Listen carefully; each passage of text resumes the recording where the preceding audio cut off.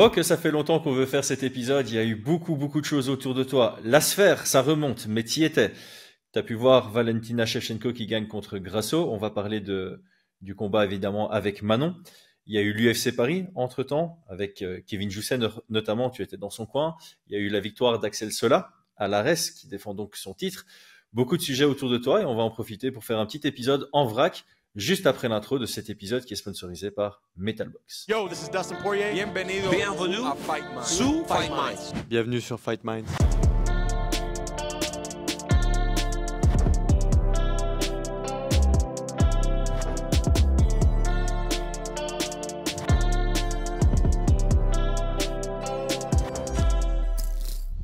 Entraîne-toi avec le bon matériel. Depuis plus de 25 ans, Metalbox est LA référence française des sports de combat. Découvre la gamme pour coachs et combattants sur metal-box.com et profite de 25% de réduction cet été avec le code promo FightMinds. Ordre chronologique? On va faire ça, ordre chronologique. Si tu veux. Sphère. T'étais à la sphère. Parle-moi d'abord de l'expérience d'avoir été sur place parce qu'il y a eu beaucoup de débats avec des gens qui ont vu ça au travers d'un écran. Sur Fight Minds, on n'a pas encore eu l'avis de quelqu'un qui était sur place. Je pense qu'il y a très peu de francophones qui étaient sur place. Donc voilà, je pense que tu es la meilleure personne pour nous parler de l'expérience en vrai. J'ai vraiment pu relâcher en plus, tu vois, parce que le travail, c'était le combat Grasso-Shevchenko et le reste, c'était profiter de l'ambiance, profiter du show, profiter d'un ensemble de choses. Alors, c'est vraiment un show qui a été coupé en deux. C'est-à-dire que l'après-lim, c'était un UFC classique, j'ai envie de te dire, avec des combattants mexicains contre un peu le reste du monde. Mais il n'y avait pas d'effet sphère, pas d'effet spectacle, puisque après on m'a expliqué que pour juste couvrir la main card en termes de son et d'image, il a fallu quasiment 13 mois de programmation. En fait, c'est à peu près les mêmes budgets que s'ils avaient fait un film, en fait. Ils avaient tourné un film. Parce qu'il fallait réencoder par rapport à, je sais pas ce que j'ai peur de dire une bêtise, pardon pour ceux qui sont calés en audiovisuel, mais je crois qu'il s'agissait de 16K en termes d'image et que c'est tout des trucs qu'il faut reprogrammer, donc c'était assez compliqué. Néanmoins, moi j'ai bien apprécié la prélim. Après, on était, pour être totalement honnête avec notre communauté Fightman, j'étais très bien placé pour le boulot, mais pas très bien placé pour le spectacle. J'explique un peu. J'étais à 5 mètres, ou même pas, de la cage, mais en face du public. Donc en fait, on était dos à l'écran géant en fait, parce que ce qui fait la beauté de la sphère, c'est cet écran qui doit faire peut-être 80 mètres ou 100 mètres de hauteur incurvé. Et nous, on était dos à l'écran en fait. Il fallait se tourner pour voir les reportages sur le Mexique, les boxeurs mexicains, tout ce qui va avec. Après, j'étais content parce que principalement, je suis venu pour analyser deux combattantes que Manon risquait d'affronter. Après, donc voilà, priorité au boulot. Mais après, le spectacle était exceptionnel. Il y avait pourtant des gens qui sont vraiment habitués au haut niveau à côté de moi, comme Ali Abdelaziz. Il y avait quasiment tous les plus grands fighters de l'UFC et tout le monde était complètement ouf quand ils ont commencé à montrer ce show.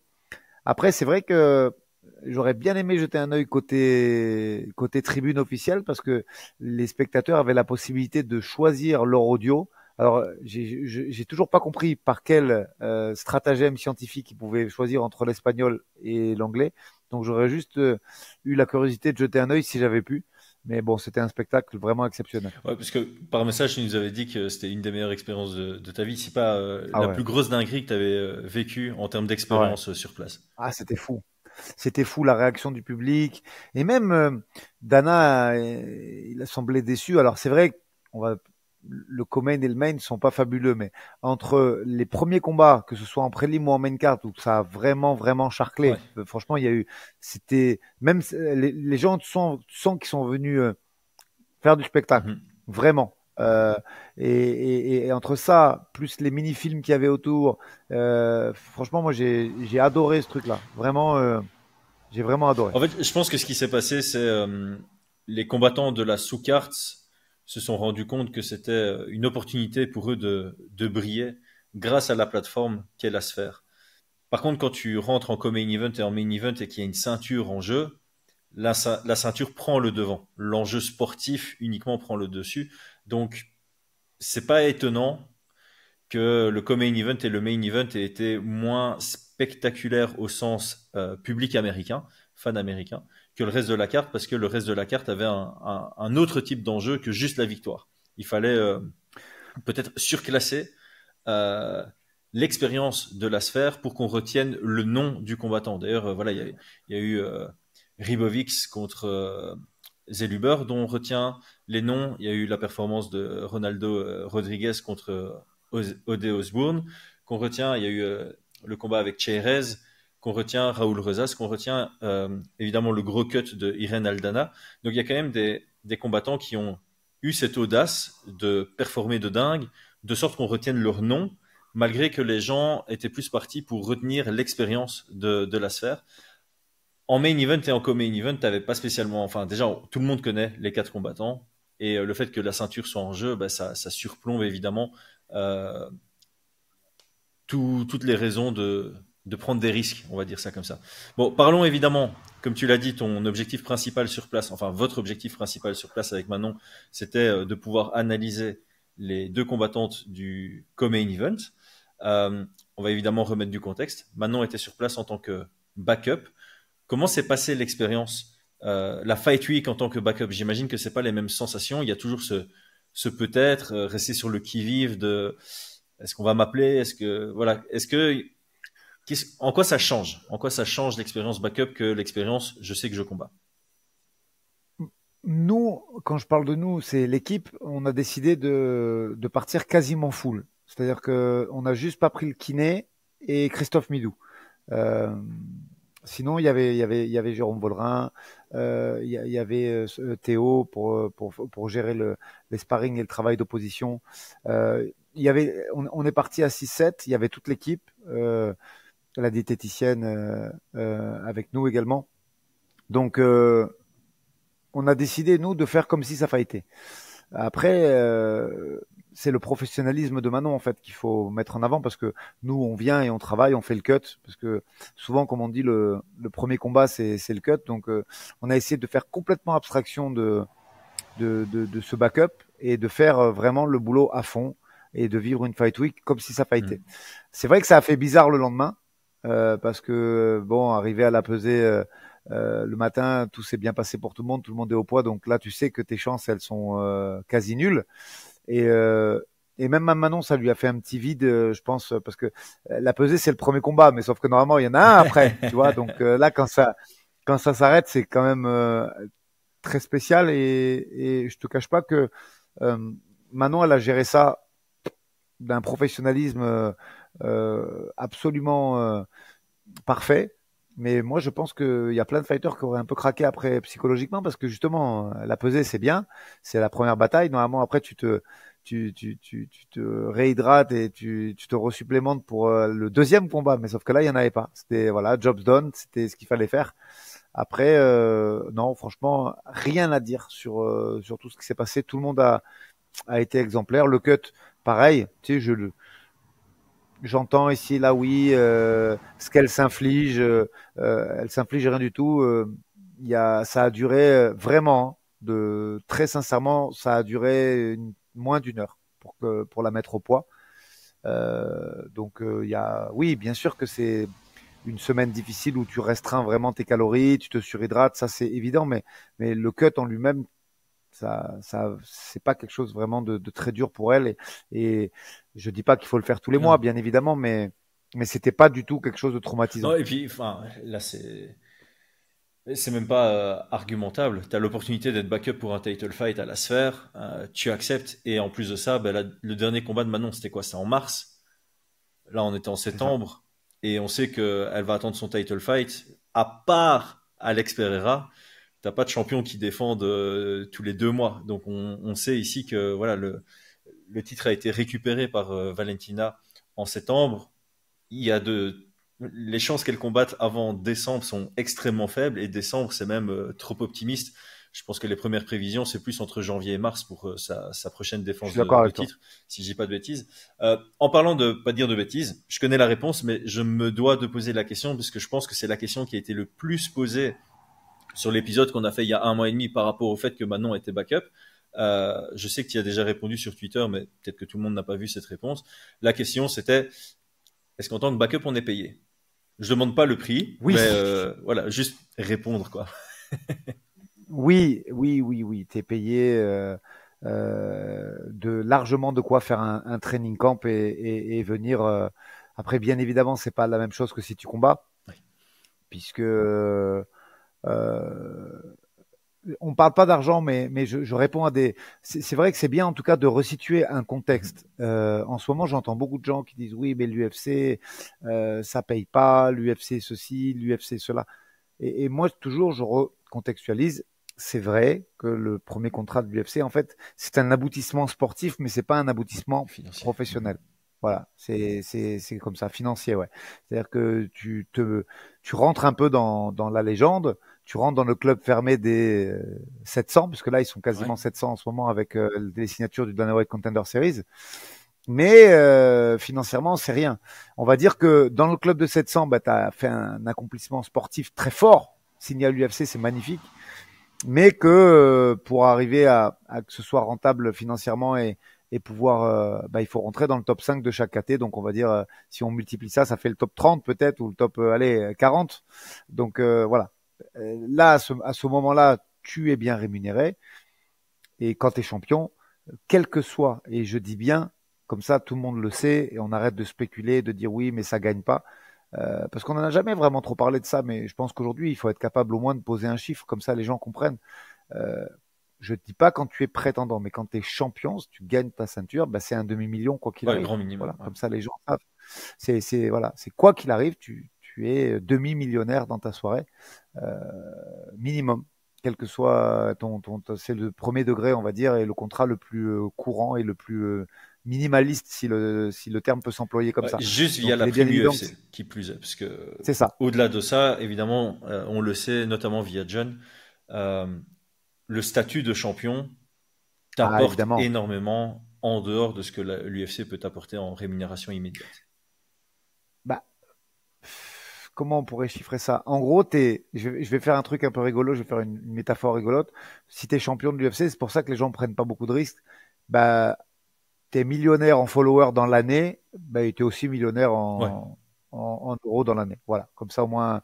Donc, il est bien évident que c'est pour ça qu'à part Pereira, qui est complètement fou, qui combat blessé, malade, avec de la toux et tout, la plupart des gens, ils veulent garder ce statut le plus longtemps possible parce que effectivement, en termes de sponsors, de visibilité, et on le voit, hein, hormis de très très rares Mhm. individualités, la plupart passent le million de followers sur Insta dans les 6 mois qui suivent.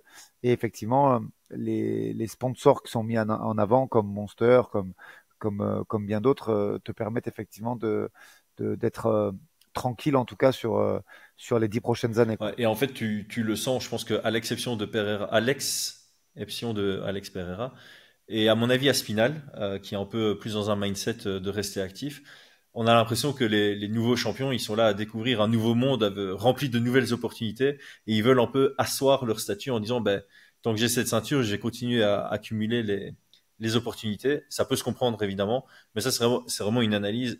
Ce serait intéressant de voir les stats. Les nouveaux champions, en moyenne, combien de temps ils mettent à défendre pour la première fois leur titre? J'aurais tendance à dire qu'en moyenne, on est sur du 7-8 mois. Ce qui peut se comprendre, alors que même des prétendants qui étaient actifs jusqu'au titre deviennent plus inactifs dès le moment où ils ont la ceinture parce que c'est un changement, à mon avis, de vie qui va pas du simple au double, mais du simple au quadruple. Euh, Je suis d'accord. Merci d'avoir répondu à cette question. Maintenant, passons. Je sais même maintenant, je sais même plus si on avait parlé en off ou sur un podcast. On s'était dit qu'il y avait une énorme différence entre voir un combat au travers d'un écran et voir un combat sur place. Et ça peut aller dans les deux sens. De temps en temps, tu peux voir un combattant au travers d'un écran et le trouver super impressionnant. Puis regarder un de ses combats en bord de cage, et t'es là, te fais, mais en fait, il est humain. Et je trouve que l'inverse est totalement vrai aussi. De temps en temps, tu regardes au travers d'un écran, tu fais, je pourrais être dans la cage avec. Et puis quand tu le regardes combattre en vrai, t'es là, tu fais, jamais j'accepterai un combat contre lui. Avis sur, on va se concentrer sur la championne. Hein, donc, je j'ai pas envie de te poser une question de ce type. Quel est le pourcentage de chance que Manon obtienne ce title shot? Tant que c'est pas signé, on sait que c'est pas 100%, mais on sait qu'on se rapproche très très fort des 100%. L'objectif était d'analyser celle qui allait gagner le titre à la sphère. Ici, c'est Shevchenko. Quel est ton avis général d'avoir vu un combat de Shevchenko en vrai et surtout le combat le plus récent? Bah, t'as raison. Si on peut caricaturer un peu cette vision réelle télévision, je trouve moi, je sais pas si tu vas être d'accord avec moi, que la vitesse est souvent surdimensionnée et l'impact est sous-dimensionné. Ouais. C'est-à-dire qu'en fait, quand tu regardes quelqu'un à la télé, tu le vois plus rapide qu'il n'est, mais par contre moins puissant. C'est-à-dire qu'après, quand tu regardes en vrai, tu dis ah ouais, ça tabasse quand même, tu vois. Par exemple, là, tu parlais de Pereira, c'est un très bon exemple. Tu vois Pereira fighter en vrai, tu entends le bruit des coups, et je trouve qu'à la télé, tu t'en rends pas bien compte, tu vois. À part des gros middle qui viennent claquer sur des côtes, l'impact des frappes dans la garde ou dans les avant-bras, quand le mec vraiment a des fers à repasser, tu t'en rends pas bien compte, je trouve, à la télé. Par contre, tu le vois peut-être des fois plus rapide qu'il n'est. Et pour Shevchenko, c'était vraiment ça. Bon, on est tout à fait conscient qu'elle nous a fait un game plan. Je vais pas être insultant, mais je parle de ce combat. Je parle pas de stylistiquement ce qu'elle est capable de proposer, mais elle a fait du lay and pray. C'est-à-dire qu'elle est arrivée, elle a shooté ses takedowns dans un très bon timing. Je les ai trouvés quand même assez loin en termes de distance, mais très bien timés. Et derrière, ça n'a pas travaillé du tout. Il n'y a pas eu très très peu de frappes dans ce combat. Si on regarde l'UFC les fight stats, il y a très très peu de frappes dans ce combat. Il y a des rounds à moins de 30 frappes effectives. Donc c'était un game plan. On est tout à fait conscient qu'elle va sûrement pas faire ça contre Manon. Elle est venue récupérer sa ceinture et j'ai presque envie de dire tant mieux. Parce que tu sais, on dit souvent que dans ce métier, c'est la culture de l'instant. Et là, tout le monde a déjà oublié qu'elle a perdu, qu'elle n'a pas eu la ceinture pendant un an. Sa legacy, elle est déjà repartie. Donc maintenant, elle va affronter la grande Valentina Shevchenko quand elles vont s'affronter. Alors oui, bien sûr, jamais 100% de chance. Il peut se passer 1000 trucs. Elle peut se blesser. Il peut y avoir une ceinture par intérim. C'est Manon qui peut se blesser. On est le destin. On sait où il est. Si il y avait que des vérités là-dedans et pas de blessure, ben Manon elle aurait déjà eu son title shot puisque c'était elle la prétendante. On l'oublie que trop rarement. Mais c'est comme ça. Sur le papier, on doit pouvoir être les prochains à faire cette ceinture. Maintenant, ben voilà, il y a la destinée de tout à chacun et on verra bien. Mais nous, en tout cas, on va essayer de pas prendre de risques et de faire des entraînements très intelligents jusqu'à à l'annonce d'un combat. Là, on est jour pour jour, quasiment un mois après le fight, à 4 jours près. Donc, je pense que les choses devraient bouger d'ici 2-3 semaines. On verra bien. Je pense pas. Valentina, l'avantage entre guillemets que ce soit elle, c'est que ça fait des années qu'elle a la ceinture, ça fait 8 fois qu'elle la défend. Donc il y aura pas cet effet grossesse où ils vont nous faire 9 mois avant d'accoucher de la ceinture que tu aurais pu avoir, même avec une Grasso, une Grasso qui a enregistré beaucoup de sponsors depuis qu'elle est championne. Donc ma crainte, moi, c'était qu'elle gagne parce qu'elle aurait refait une rétention de ceinture, à mon avis, pendant facile 10 ou 12 mois. Et concernant Valentina, vu son âge, vu, à mon avis, son envie et puis le fait qu'elle a été privée de combat quand même pendant plus d'un an, moi, je suis assez confiant, effectivement, sur le fait que ça défende premier trimestre 2025. Ok. C'est une de mes questions, c'est si vous aviez un espoir par rapport à une date, mais c'est ce que j'ai dit plus tôt, à mon avis, entre janvier et mars. Un des 3 premiers pay-per-view de l'année 2025 semble réaliste et pas du tout déconnant. Et comme tu l'as dit, je pense qu'un gros argument qui nous amène à penser que Valentina sera active, c'est qu'il lui reste plus beaucoup de combats et plus elle attend, plus on risque de voir quand même un déclin chez elle. Donc c'est vraiment dans son intérêt de défendre rapidement. Je sais pas quels sont ses objectifs. Peut-être qu'elle veut défendre qu'une seule fois. Peut-être qu'elle veut tenter le statut de champ, mais pour ça, il faut d'abord liquider un peu la division flyweight, parce que j'ai dit dans un autre podcast, maintenant, chez les femmes, c'est la division flyweight qui est de loin la plus intéressante en termes de talent. Il y a vraiment un top 5 qui est bien solidifié. Il y a des noms qui montent. Il y a Natalia Silva qui commence à se faire un nom. On a Wang. Ah non, Wang, c'est en dessous. Non, c'est en flyweight, on est d'accord. C'est celle qui a battu Valentina. Voilà, c'est ça. La dernière défaite de Valentina en pied-point, c'est bien Wang le Joker, c'est ça? C'est ça. Donc il y a intérêt à ce que la division bouge. Je pense que chez les bantamweight et chez les strawweight, ils peuvent mettre le pied sur le frein, mais là, Valentina elle a tout intérêt à être active, surtout si elle a un objectif d'aller titiller une autre division de poids. Du coup, est-ce que c'est rassurant de voir ce combat? Donc, si tu avais dû faire une analyse, je sais que c'est très hypothétique, mais si tu avais dû faire une analyse de stratégie pour aborder le combat contre Valentina sans avoir vu le combat sur place, est-ce que tu aurais été plus confiant ou moins confiant?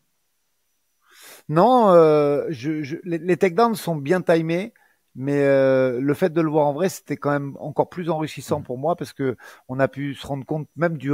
Tu sais, il y a des notions qui. Là, j'étais vraiment à 5 mètres de la cage, donc le petit coup de fatigue, parce que je peux te garantir, je sais pas si tu le vois à la télé, qu'elle a un petit coup de fatigue aussi Mhm. rapidement, fin du deuxième. Donc non, non, il y a beaucoup d'infos qui sont très intéressantes. Après, je peux pas tout Bien développer sûr, non. sur le podcast, même si on a toujours été très franc Mhm. avec la communauté. Mais non, non, ça valait vraiment le coup. Ça valait vraiment le coup. Et tu sais, même sur certains setups, certaines consignes de son coin qui a changé. On avait auparavant Pavel Mhm. seul. Maintenant, il y a des nouvelles têtes que j'ai pu rencontrer. Je sais d'où ils viennent. Donc, je vois un petit peu, tu sais, le coin, mine de rien, ça te donne pas d'infos réelles, mais ça te donne une Oui. tendance de l'entraînement. Tu vois, les mecs de Andrada Muay Thai, le coach de, je crois qu'il s'appelle Ronson, là, le costaud qui ressemble à un ours avec une énorme barbe qui vient de la lutte, qui était dans son coin aussi. Euh, donc voilà, ça donne des tendances et ça permet une analyse encore plus pointue pour on espère, le combat de ce premier trimestre. Alors, moi, il y a un truc que je me suis tout de même dit, c'est vrai que la performance n'était pas celle qu'on retient, mais elle est venue pour gagner et elle a fait le taf. Et je me demande si c'est pas un truc où tu te dis, le mot effrayant est pas adapté, mais ça la rend plus complexe à battre parce qu'on a vu une Valentina par le passé qui a montré un côté plutôt dangereux, avec une capacité de mettre des KO, surtout sur des high kicks, qui a un très bon timing sur les contres, etc., etc. Et aujourd'hui, on a vu un visage de Valentina qui vient bien préparé par rapport à son adversaire et vraiment avec cet objectif ultime de gagner, peu importe la manière, peu importe si ça plaît aux fans. Donc ça rajoute une complexité à la battre en quelque sorte. Je sais pas si tu vois ce que je veux dire. Ouais, moi personnellement, je suis absolument ravi de ça parce que Mhm.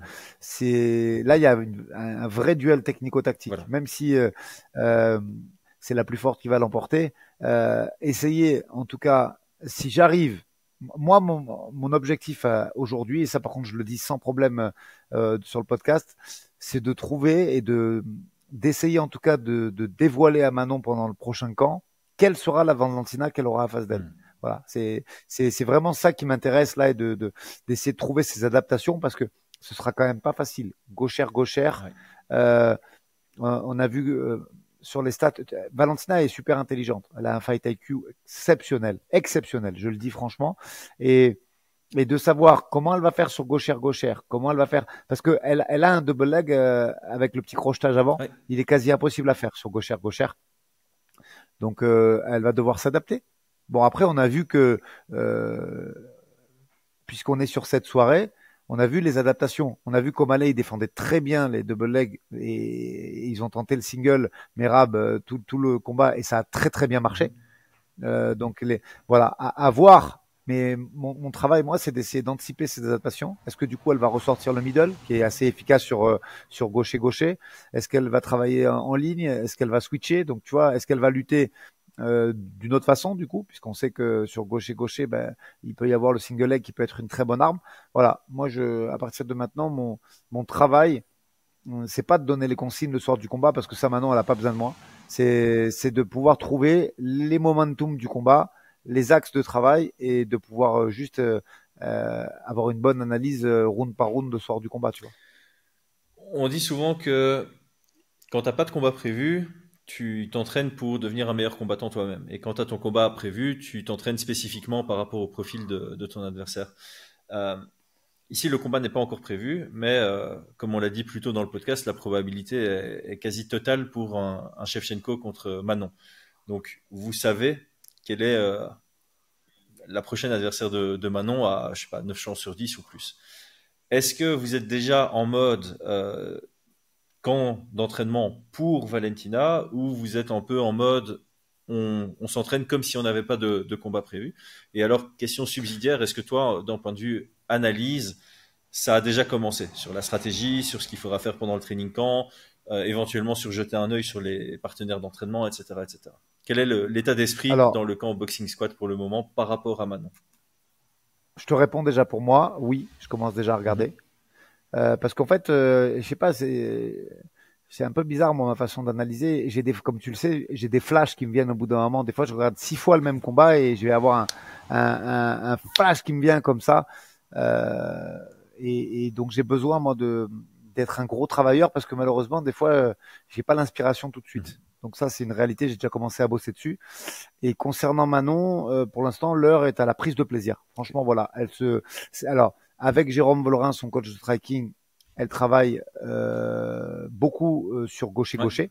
Ça, c'est important et ça mange pas de pain, tu vois. Même et quand bien même il se passerait un truc, une blessure de Valentina, c'est pas du travail perdu, jamais. c'est de l'adaptabilité, c'est très bien. Et après, voilà, prise de plaisir. Là, en fait, elle s'est quasiment pas arrêtée. Donc, euh, voilà, on est en train de travailler avec Flavio sur les aspects un peu spécifiques qu'on veut mettre en place. Mais pareil, façon, pour le moment, c'est du plaisir, prendre du plaisir à l'entraînement, prendre du plaisir à s'entraîner. Mhm. Ça, c'est important. Et après le reste, on affinera petit à petit. On a encore du temps, tu vois. Donc Bien sûr. mais en vrai là, maintenant, tu lui dis maintenant, elle pourrait combattre dans 3 semaines, mais c'est pas du tout le but. Voilà, elle se fait plaisir, elle s'entraîne et on verra bien. Je te dis, à mon avis, je pense vraiment que d'ici 3 semaines, on devrait avoir un avis euh, et une temporalité déjà un peu fixée. Oui, ça, j'imagine qu'au niveau de l'UFC, ça commence tout doucement à. Bon, là, ils doivent créer leur grosse carte pour le dernier pay-per-view de l'année. On connaît déjà un peu, on a l'ébauche de l'avant-dernier et l'UFC 310. On commence à avoir des combats, donc j'imagine qu'ils sont en train de discuter des title fights. On imagine une des prochaines catégories à être visée, c'est middleweight. On va évidemment parler des welterweight avec Belal Mohamed qui doit pas trop traîner, je pense, qui devrait aussi être prévu sur le premier trimestre. Mais non, ouais, j'imagine aussi que d'ici 3 semaines, je sais pas quel est le process. On va finir sur cette question-là par rapport à Manon et Valentina, mais le, le process de l'UFC, c'est de d'abord prendre la température, on peut déjà envoyer un message en disant est-ce que si on vous propose un combat mi-février, vous êtes OP ou c'est vraiment à l'arrache? Je pense qu'il y a un peu tout, hein. On a déjà eu des exemples où ils annoncent un combat alors qu'ils n'en ont pas parlé aux combattants. Mais j'imagine que pour les title shots, on est quand même un peu plus sur on, on prend la température et puis on affine sur plusieurs semaines les négociations, etc., etc. Après, ils la connaissent Ouais. maintenant. Ils la connaissent. Je te l'avais dit en off, mais je le redis là. Ils la connaissent et ils la respectent vraiment. C'est-à-dire quand je vois certaines actions qu'ils lui demandent de faire, je trouve qu'aujourd'hui, elle est vraiment considérée comme l'ambassadrice de l'UFC et pas que et pas qu'en France. À partir de là, quand je dis ils la connaissent, ils savent très bien que maintenant, elle a jamais dit non à un seul combat. Donc, je pense qu'ils sont plutôt confort Mhm. là-dessus. C'est-à-dire que ils vont plutôt booker avec Valentina et on va se retrouver nous avec une date derrière parce qu'ils savent très bien que depuis le début et ça commence à dater, hein, ça fait presque, ça fait plus de 4 ans que maintenant elle est dans le roster de l'UFC et on n'a jamais décalé une date. Allez, une fois à cause d'une blessure et on l'a pas décalé de beaucoup, on l'a décalé d'un Mhm. mois. T'imagines un petit peu, on a décalé un fight d'un mois quand elle avait sa déchirure partielle au croisé. On avait décalé de l'UFC Paris à l'UFC Abu Dhabi et il y avait 5 semaines Ouais. d'écart. Voilà, depuis que Manon est à l'UFC, c'est le seul arrangement qu'on a demandé sur tous les adversaires qui lui ont été proposés. Question d'actualité. Euh, on en a parlé récemment. Il y a eu le dernier pay-per-view à Salt Lake City. Euh, Est-ce que vous seriez contre, pour, neutre par rapport à un combat en altitude? Et si un combat se fait en altitude, euh, comment vous allez vous acclimater? Alors, je te donne une anecdote Ouais. quand même, rigolote, parce que honnêtement, tu vois comme quoi on progresse vraiment toujours en termes de coach et tous les jours. Manon, elle a déjà fait 5 rounds en altitude et j'avais absolument pas préparé ça parce que on était en Afrique du Sud et qu'à cette époque ça allait tellement vite dans sa carrière après avoir Hmm. gagné la télé-réalité que bah, et puis surtout soyons honnêtes, pas du tout les mêmes moyens qui Oui. sont ceux de Manon aujourd'hui pour préparer encore là pour resituer pour ceux qui ont pas trop suivi la carrière de Manon, la période d'Afrique du Sud, c'est tout de suite après quasiment les championnats du monde amateur. Donc Manon est toute nouvelle dans sa carrière et c'est avant l'UAE Warrior et donc bien avant l'UFC. Donc à cette époque-là, il n'y a pas les moyens de faire de faire une grosse acclimatation. Elle est pas à Johannesburg, elle est à Pretoria, donc qui est en altitude. Et elle fait 5 rounds contre Amanda Lino et ça se passe très bien. Donc ça, c'était juste pour le côté anecdote. Après, là aujourd'hui, je j'ai pas vraiment statué, mais si jamais on devait aller dans des endroits comme Denver, comme Salt Lake, qui sont assez élevés en altitude, on voit qu'il y a eu beaucoup de ratés.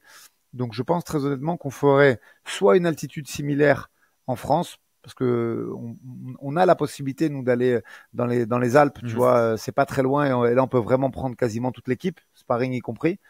Soit on viendrait peut-être un mois avant, 5 semaines, parce que moi j'avais consulté et puis dans l'équipe de Manon il y a un préparateur physique qui est très calé là-dessus, puisque comme je le disais l'équipe Red Bull ils allaient même jusqu'à regarder quels avions c'était pour travailler sur la pressurisation de l'appareil et donc les contraintes liées à ça.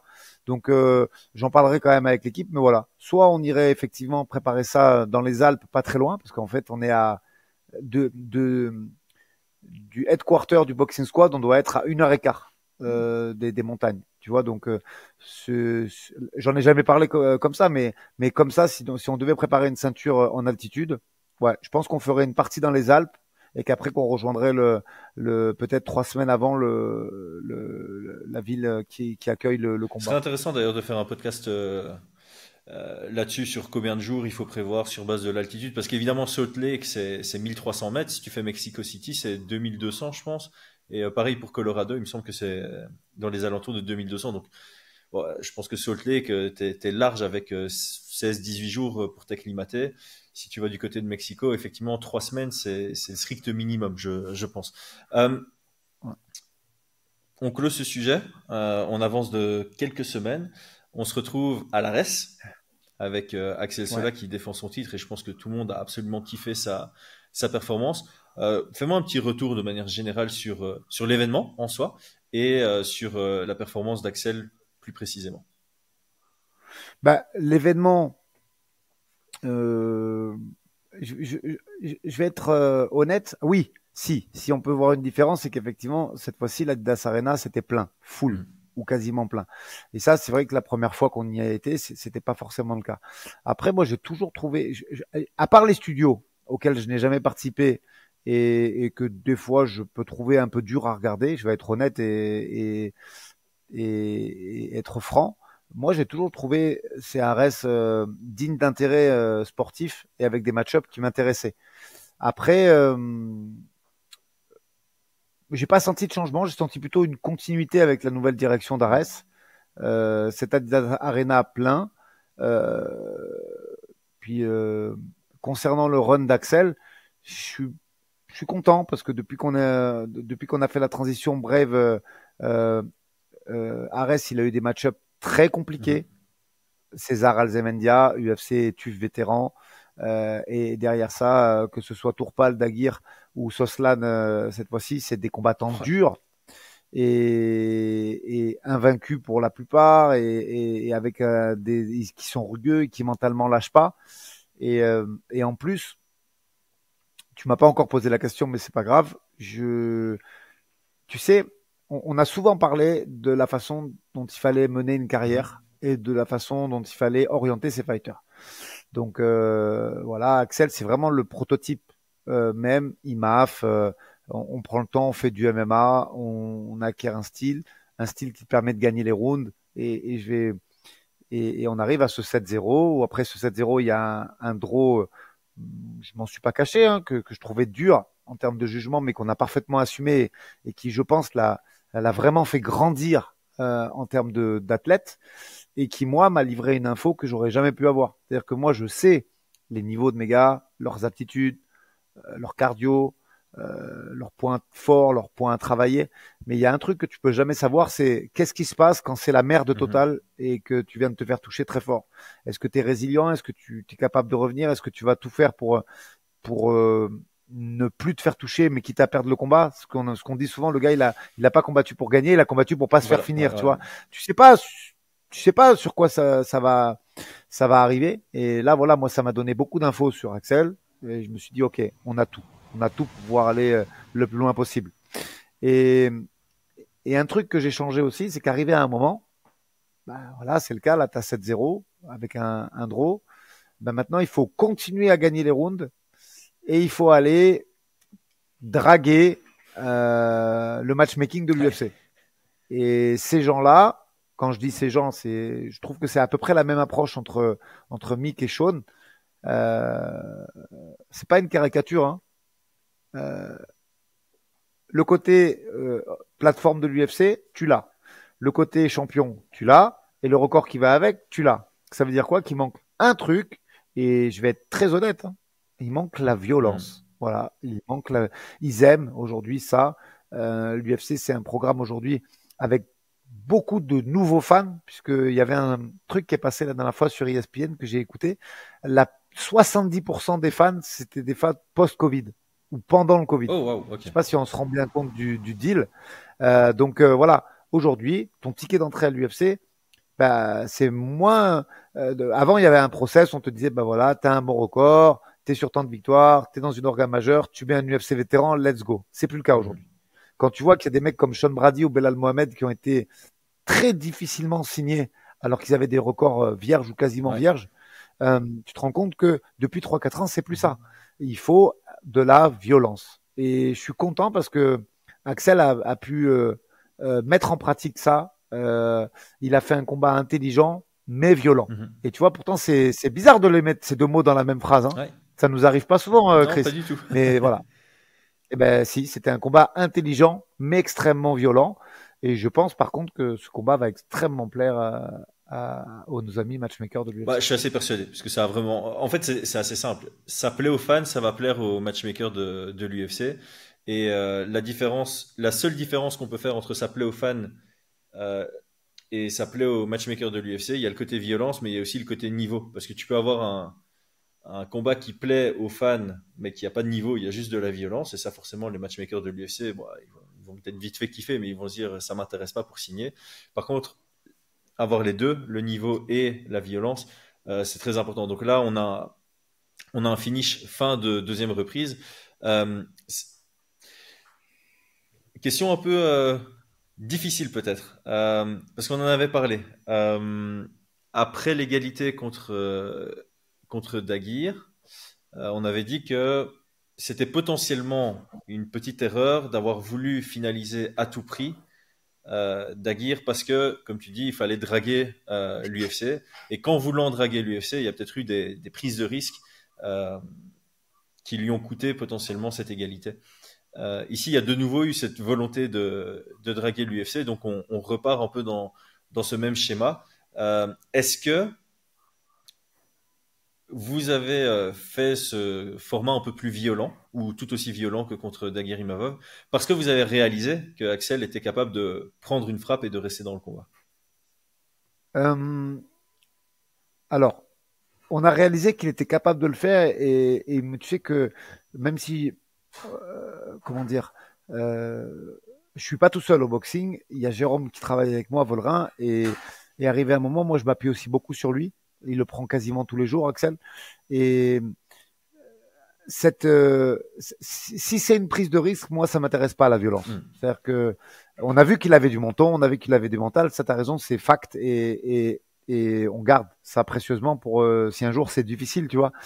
Mais là, en l'occurrence, Jérôme m'a dit, ouais, écoute, Aldric, il est prêt. Il peut se permettre d'accélérer. On a travaillé ce qu'il fallait. Et même lui, tu vois, maintenant, je pense que c'est une étape dans ta carrière. Tu te fais toucher, tu reviens, et mentalement, ça fait toi quelqu'un de plus fort parce que tu sais que tu as surpassé ça.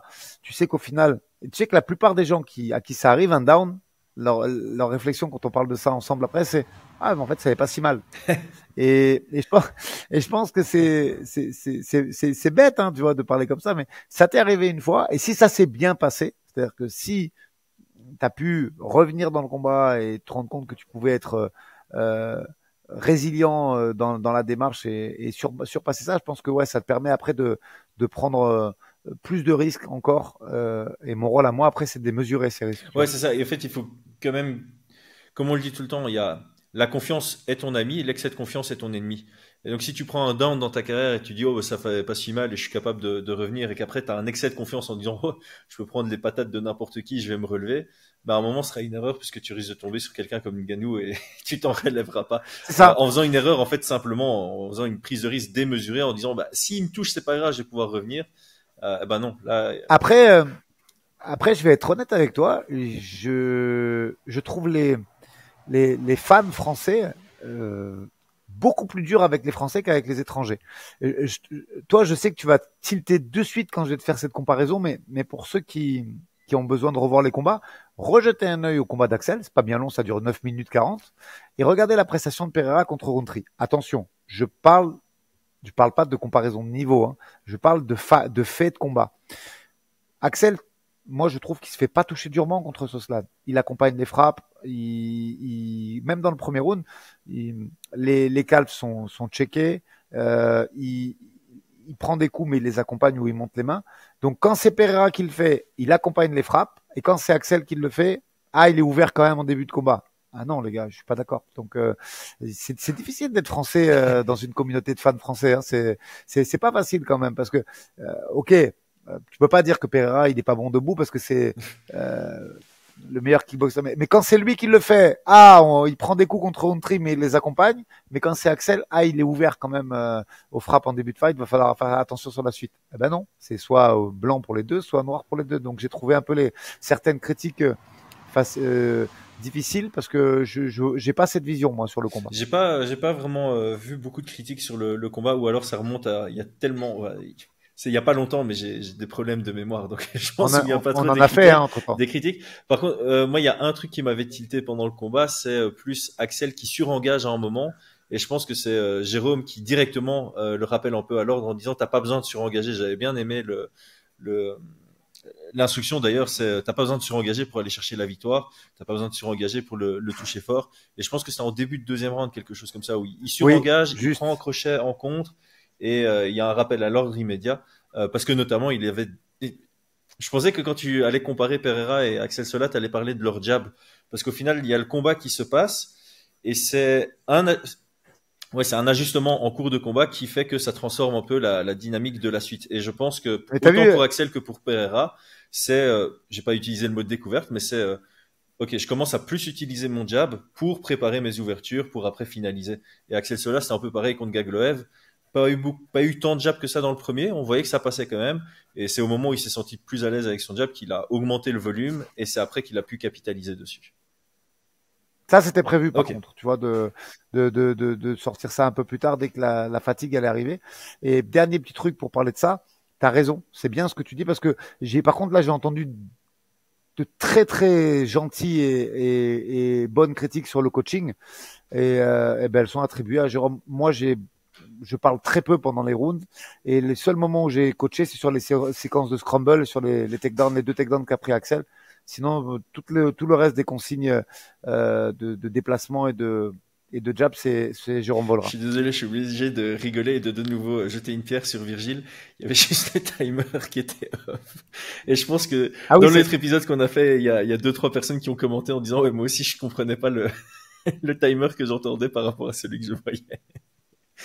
ben, tu sais, là-dessus, je t'ai expliqué, hein, moi, j'ai besoin d'avoir cette aide des deux Ouais. parce que je suis vraiment concentré sur le déroulement du fight, qui gagne et qui gagne pas, le nombre de frappes, et après, voilà, j'essaie d'intervenir que sur les séquences de catch control, de scramble, qui me paraissent essentielles, et le reste les encouragements, le temps et tout, je délègue ça parce que pour le moment, je réfléchis à une suite et on pourra le développer sur un coach talk parce que j'ai envie de créer une cellule analyse pendant le fight pour me sortir un peu de ça, c'est-à-dire de former des gens et de leur demander de compter les frappes, quitte à être relié avec eux via téléphone ou peu importe, tu vois, ou voire même.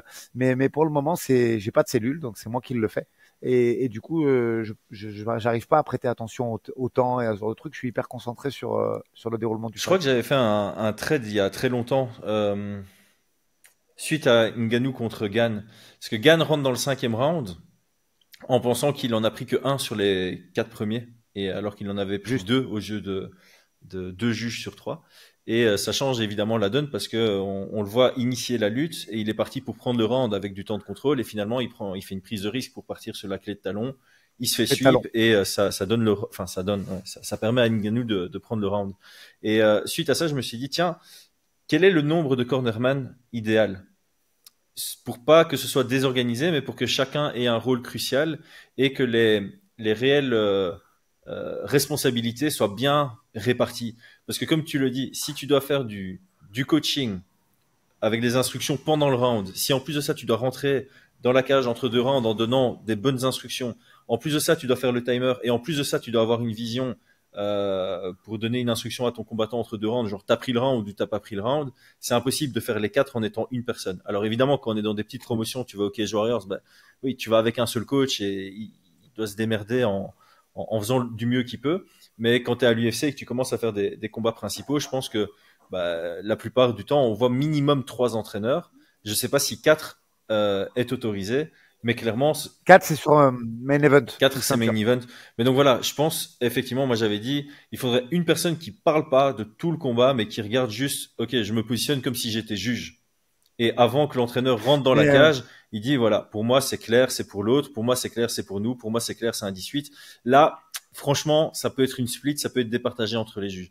Et juste cette instruction peut changer la donne du combat. Donc je pense que ça c'est une ressource que tu peux prendre. Et après, tu as trois autres ressources. Une qui fait le timer et qui fait de la répétition éventuellement. Quand il y a une instruction, il répète l'instruction pour que ça rentre un peu mieux dans la tête. Et alors, t'en as deux qui peuvent se répartir. Moi, je donne les instructions en live. Toi, tu donnes les instructions entre deux rounds. Et je pense qu'avec ça, tu as un bon coin. Ou alors, tu répartis entre un qui est plus spécialisé du sol, un qui est plus spécialisé du pied-point, avec un des deux, évidemment, les quatre dans le coin doivent avoir une idée très, très précise du game plan. Mais je pense que 4, c'est vraiment idéal. 3, c'est déjà très bien. Juste. Entièrement d'accord. Après, je te dis, j'ai une petite, ça fait partie d'un petit projet, ça. Pas tout de suite, mais sur le début d'année. Je vais voir s'il y a moyen de créer une cellule parce qu'on a des juges français qui sont très bons. Ouais. Il faut vraiment et qui sont capables largement de rivaliser avec les juges américains dans la compréhension de combat. Donc, je suis en train de voir ce qu'il y a moyen de faire si on peut pas créer une cellule avec un ou deux juges internationaux qui ont déjà officié à l'UFC Paris, une troisième personne pour créer une cellule en live.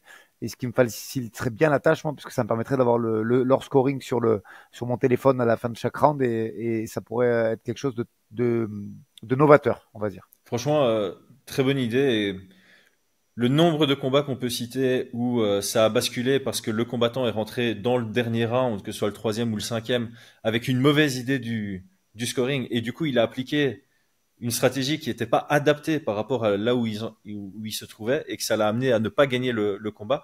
Il y en a une panoplie, à commencer par Ngannou contre Gane, où vraiment s'il y avait une... Et je jette pas du tout la pierre, hein, comme j'ai dit, trop compliqué de pouvoir coacher et en même temps avoir une bonne idée de où on en est dans le combat. D'autant plus que je l'avais dit, au final, Fernand n'avait pas spécialement tort, parce que en disant à Gane qu'il devait absolument finaliser dans le 5e round, il y avait un des 3 juges, donc ça représente quand même 33%, qui était d'accord avec cette instruction de Fernand, puisqu'il y a un des 3 juges qui avait donné un des 2 premiers à Ngannou, et donc qui était rentré dans le 5e round avec un 3-1.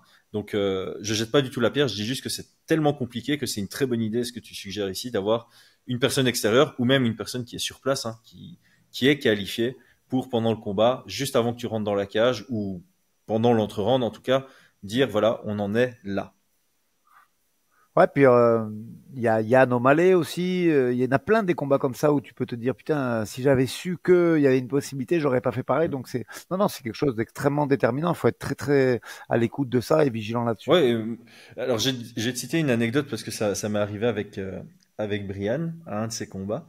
Donc il a fait un combat contre quelqu'un qui s'appelle Chris Mia, qui était venu pour bloquer. Vraiment, il était venu pour bloquer à la cage, bloquer au sol. Pour te dire, à un moment, Brian lui laisse la porte ouverte vers le dos pour créer un scramble. Le gars va pas vers le dos. Il voulait garder ses positions. Et donc, premier round, il le prend juste avec du contrôle. Et deuxième round, c'était encore à l'époque où je voulais me dépêcher pour rentrer dans la cage. Donc, quand moi, j'entendais le clac, clac, clac, je me dirigeais déjà à la porte. Et au moment où je me dirige à la porte, il y a Brian qui prend son dos et qui commence à foutre des coups de coude et à menacer l'étranglement. Et grâce à ça, il prend le round aux yeux de 2 juges. Moi, j'avais pas vu ça. Et donc, quand on rentre dans le troisième round, on se dit, il doit finaliser. Et donc, effectivement, à un moment, il restait 1 minute 30 dans le combat. Il prend la position de contrôle et il part sur un Japanese necktie, puis il perd la position et on perd le troisième round. Alors qu'encore une fois, en rentrant dans ce troisième round, en se disant, OK, c'est 1-1, peut-être qu'en ayant la demi-garde du dessus, il prend les 90 dernières secondes et il prend le round et donc le combat. Donc il y a une réelle importance de savoir où on se trouve au niveau du scoring parce que ça change ton approche. Rentrer dans un troisième round en mode je dois finaliser ou en mode je dois juste le prendre, ça change tout. Je suis d'accord. Dernier sujet à aborder, l'UFC Paris. On en a déjà parlé avec le cas Benoît Saint-Denis. On va surtout faire un focus sur Kevin Jousset. On a reçu une question à répétition par rapport à ça. Comment ça se passe quand tu as quelqu'un comme Kevin Jousset, qui est ancré et qui est combattant du City Kickboxing, mais qui vient faire des semaines chez toi et des bouts de préparation chez toi? Est-ce qu'il y a une communication entre Eugène Berman et toi par rapport à la préparation? Est-ce qu'il y a des accords quelconques? Est-ce que c'est plus réglé à l'amiable? Est-ce que c'est plus au feeling? Est-ce que c'est plus le combattant qui prend la responsabilité là-dessus et qui prend le lead?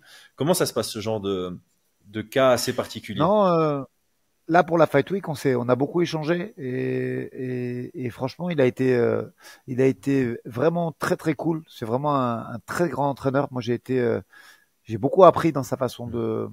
J'aime bien sa façon de.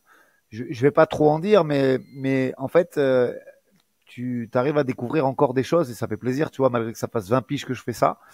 Et sa façon de préparer le game plan via les pattes d'ours, je l'ai trouvé extrêmement pédagogique et hyper intéressante. Après, pour le travail, ce qu'on a fait avec Kevin, oui, il y a eu beaucoup d'échanges et de collabs. Après, c'est lui le head coach. Tu vois, moi là-dessus, il n'y a pas de concours, ni quoi. Moi, je me suis mis à la disposition de Kevin. J'ai fait le cut avec lui. On a échangé quand il avait besoin d'échanger. Et voilà, et ce sera encore le cas, parce que on va, je peux le dire, hein, c'est officiel, on va bien évidemment retravailler ensemble. Et voilà, moi ça me dérange pas, bien au contraire d'avoir un autre rôle. Je trouve ça même très intéressant. Et en ce qui concerne Kevin Jousset, pour l'instant, le head coach, bah, c'est Eugene Barman. Et moi, j'interviens à la demande de Kevin. Et puis voilà, si c'est pas pour donner de l'énergie, c'est pour travailler sur des réglages ou le cut, comme ça a été le cas ce coup-là. Mais oui, il va y avoir. C'est pas un scoop, hein, mais je pense que dans les semaines et les mois à venir, il va y avoir des collabs avec le City Kickboxing parce que je trouve ça super intéressant et j'aimerais bien qu'il y ait des athlètes qui puissent faire l'aller-retour là-bas et travailler avec les partenaires d'entraînement et Eugene également. Pas mal du tout. Question par bête curiosité. Kevin a l'habitude d'être coaché en anglais. Là, à l'UFC Paris, tu étais dans son coin. Moi, j'ai regardé l'UFC Paris sans le son parce que je faisais un live. Euh, Est-ce que tu donnais des instructions en français? Est-ce qu'il devait gérer anglais-français? Est-ce que tu faisais de la traduction? Ou est-ce que tu étais juste plutôt là en support, en soutien? Ça se passait comment, le cornering? Non, là c'était intéressant, je trouve, parce que vu que son adversaire était américain, je pense que c'était pas mal de donner les consignes en français, parce qu'il est quand même capable, même si aujourd'hui il vit là-bas et tu sens qu'il est imprégné quand même de la culture. Kevin, il parle presque franglais des fois, tu vois, Oui, oui, oui, oui. notamment sur le Ouais. technico-tactique. Après, dans la vie de tous les jours, bien évidemment qu'il a un français parfait, mais sur le fight. Ouais, c'est du franglais, tu vois.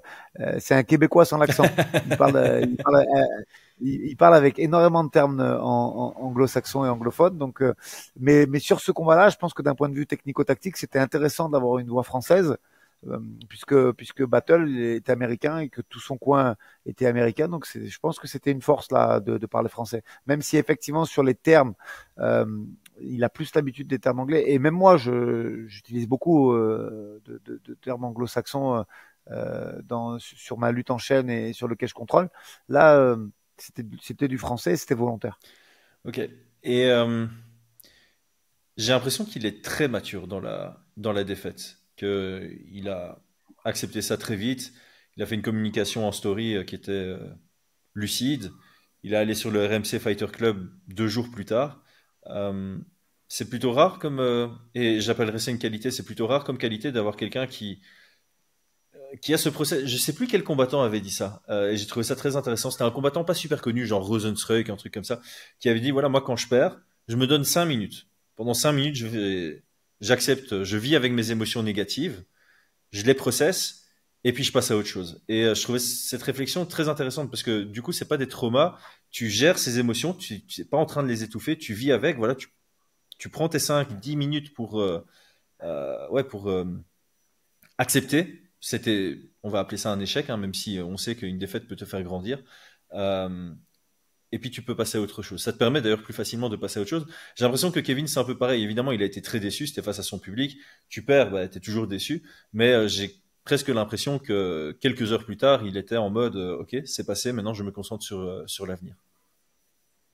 Bah, déjà, c'est un grand professionnel. Mm. Franchement, je te dis, que le mec, au lieu de partir en vacances, il vient et on travaille des drills en lutte et au sol en France, tu vois. Donc, déjà, son niveau de professionnalisme, c'est 10 sur 10. Et après ça, j'ai envie de te dire que cette culture de la victoire et de la défaite, tu l'as aussi. Je trouve que personne réagit pareil, mais c'est un peu le rôle du club et des fighters. Il faut essayer d'être intelligent. Tu peux pas. Il y a pas que des Khabib et des Floyd Mayweather et fort heureusement dans les organisations. Donc quand tu vois un Israël Adesanya comment il avait réagi suite à sa défaite et bien d'autres, hein, des Dan Hooker, tu sens que c'est spécifique aussi au club et que c'est dans la culture de Kevin. Et là-dessus, j'ai envie de créer une similitude. On essaye de le faire aussi, c'est-à-dire que c'est pas une guerre qu'on a perdue, voilà, il faut essayer de travailler sur ses fautes, il faut essayer de travailler sur les faits de combat qui ont amené à ça. Et bien sûr que de pleurer ou de, ou, ou à l'inverse de prendre des risques si tu as été fortement blessé pour y retourner rapidement, c'est des conneries. Mais voilà, je pense qu'il faut essayer d'avoir une réflexion dessus parce qu'une carrière, ça va vite, parce que quoi qu'il arrive, bah, dans 3 ou 4 mois, il va y retourner. Mhm. Donc, ou tu te morfonds, tu fais de l'énergie négative, et tu t'énerves et tu fais rien de bon à part générer des toxines dans ton organisme, ou tu repars d'aplomb parce que voilà, il y a rien de fini. Euh, combien de mecs sont aujourd'hui dans le top 5 des KT et ont eu un run irrégulier avec un 3-1, voire un 2-2 sur les premiers Ah, contrats? ouais. Plein. Je vous invite à aller regarder. Plein. Pire que ça, ouais, franchement, Donc, c'était pas Blakovic qui avait commencé à l'UFC avec 4 victoires, 8 défaites et qui est devenu champion par la suite. ouais, je crois, ouais. Et t'as des gars comme Charles Oliveira qui a eu pas mal, enfin vraiment C'est plus de ça. défaites que de victoires, j'ai l'impression, sur son run en featherweight, ou pas loin en tout cas. Et je pense que ouais, des exemples, on en a une On panoplie. a une pelletée. Surtout les combattants signés assez tôt à l'UFC, qui se font leurs dents à l'UFC, et puis c'est un moment où ils arrivent à exploiter toute l'expérience qu'ils se sont fait à très haut niveau et à un très jeune âge. Donc, ouais, je vais pas dire que ça c'est deux cultures, mais un truc qu'on oublie trop facilement, c'est qu'il y a deux combattants qui rentrent dans une cage, il y en a un qui va ressortir gagnant, un qui va ressortir perdant. Dans 99 cas sur 100, et je pense même que la statistique des égalités est bien pire que ça. Il doit y avoir quoi? Une égalité sur 300. Donc dans 299 cas sur 300, tu as un combattant qui va repartir avec la défaite et un qui va repartir avec la victoire. Ça fait partie de la carrière. À l'exception, comme tu l'as dit, de Khabib, euh, en MMA, à l'UFC, t'as personne qui a pris sa retraite sur un palmarès invaincu, hein, si je dis pas de bêtises. C'est ça. Non, non, c'est ça. Donc voilà, il faut partir au boulot. Voilà, il est à 2-1 sur son contrat et il faut le terminer dignement pour pouvoir continuer, accélérer et avoir la carrière qu'il mérite. Parce que malgré tout, pour un 77 kilos, il est jeune. 30-31 ans, c'est très jeune. Quand tu vois que la plupart, à quel âge ils arrivent au sommet de la KT, c'est très jeune. Mhm. Donc voilà, je trouve qu'il a vraiment pris le bon mindset. Ouais. Avoir les plombs, c'est très bien. Parce que là, par contre, derrière, si je te vois en discothèque le soir du fight, là, c'est moi qui m'interroge sur le mal alpha ou pas. Mais bien sûr que non, il faut pas, il faut repartir de l'avant et il faut repartir surtout au charbon très vite. Voilà, s'il n'y a pas de blessure, s'il n'y a pas de traumatisme qui nécessitent l'arrêt. Il faut repartir au charbon et il faut vivre pour ça. Et je pense qu'à partir du moment où tu as ce mindset-là, tout va très bien se passer en début d'année pour lui. Ouais, franchement, moi j'ai été très impressionné par sa réaction d'après-défaite et du coup son état d'esprit qui me semble très adapté à la situation d'un point de vue positif et plutôt de bon augure. Alors, déjà, perdre contre Battle, pas de honte. Ça, on peut peut-être évidemment souligner le fait que Battle fait une très belle performance et montre qu'il a un très gros potentiel dans la division. Donc, aucune honte à perdre contre ce genre de combattant. Cependant, je sais pas si c'est le bon mot cependant, mais euh, on a un Kevin qui va repartir avec pas mal de leçons. Je pense que c'est le genre de combat où tu as un bon aperçu de ce que c'est d'avoir le niveau top 15 de la division.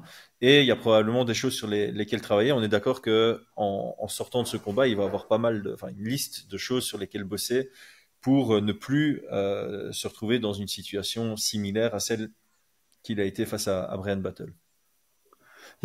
Attention, hein, dans une défaite et surtout dans un combat que tu perds, il peut y avoir aussi des bonnes Bien sûr. choses. Et moi, j'en ai vu. Vraiment, tu vois, sur le travail dos à la cage, à un moment, il le met sur la tête et ça aurait très bien pu à dériver sur du très bon. Euh, Et il y a il deux y a juges qui lui beaucoup donnent de le choses. premier round, je pense. Ou un ou Ouais, deux. Je sais plus si c'était split, hein. C'était un. split, mais Après, souvent les gens disent ouais, toi tu résumes une contre-performance, ça a pas de réussite. Non, là il y a un fait de combat qui est quand même très important, c'est que il se fait toucher très fort sur un genou au plexus à une vingtaine de secondes ou peut-être une quarantaine de secondes après du début du combat, et du coup ben ça fuck tout le game plan et tout le déroulé du combat qui était le sien, puisque il y avait un game plan très intéressant et surtout pas très intéressant dans comment dire, dans l'innovation. Il avait déjà été capable de faire ça contre Song mhm. auparavant. Donc il y a des leçons à tirer de pourquoi, de comment. Et quand tu prends un genou en dirty boxing, ben, il faut réfléchir. Tu vois, j'en parlais ce matin à l'entraînement. J'avais mes gars ce matin à l'entraînement et je leur disais maintenant travailler à l'envers. Regarde une séquence de grand and pound ou une séquence en dirty boxing, part du coup efficace et rembobine d'une trentaine de secondes pour voir la situation et comment elle a été emmenée. Et je leur expliquais de travailler comme ça, mes gars, et je pense que c'est comme ça qu'il faut réfléchir.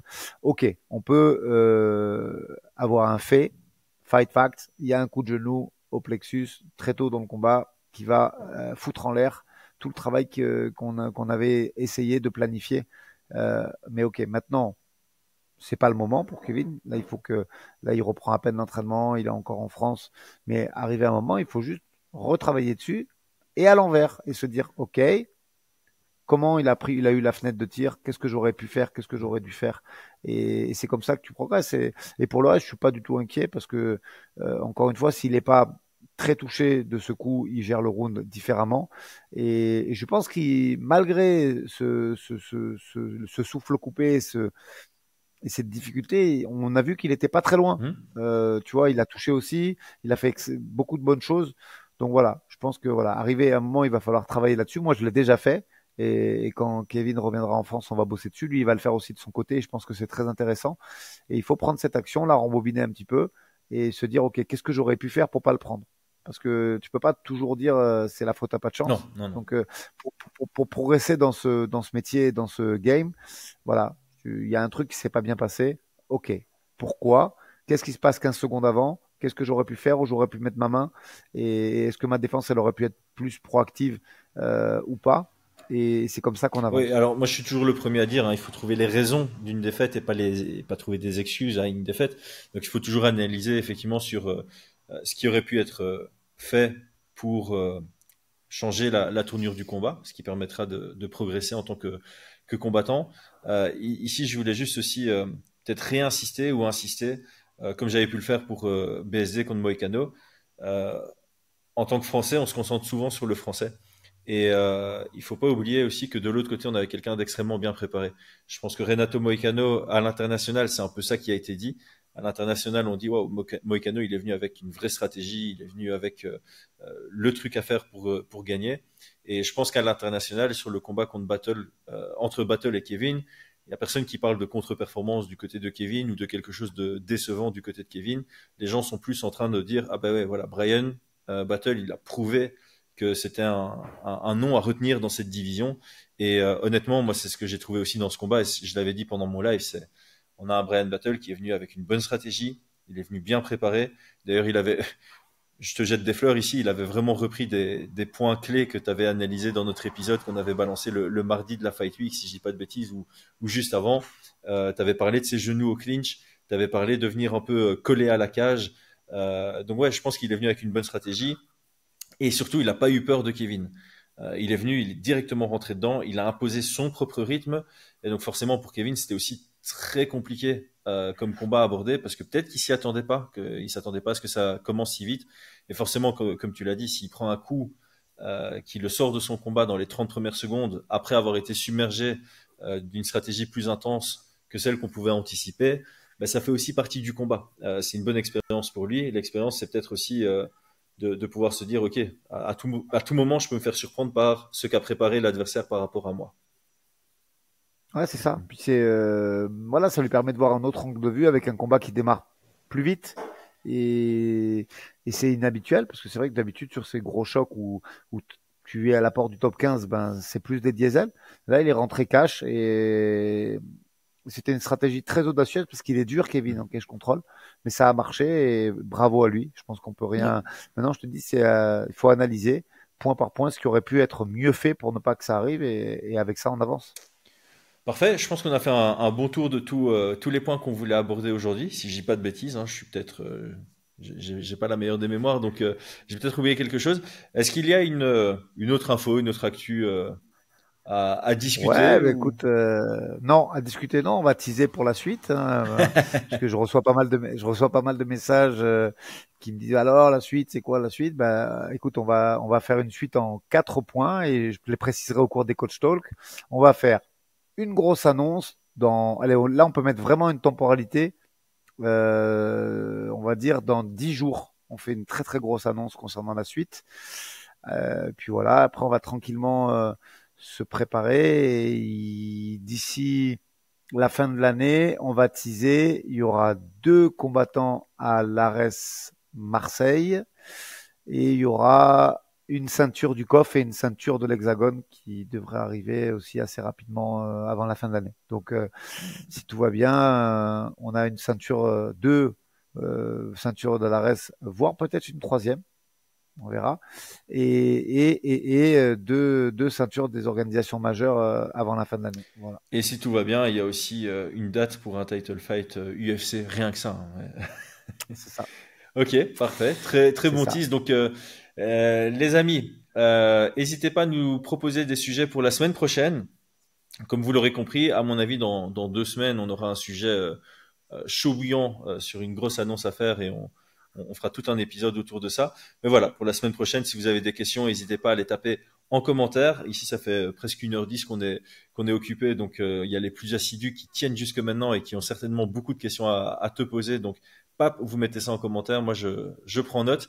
Aldric, un tout grand merci. On se retrouve du coup la semaine prochaine. Belle soirée. Salut à tous.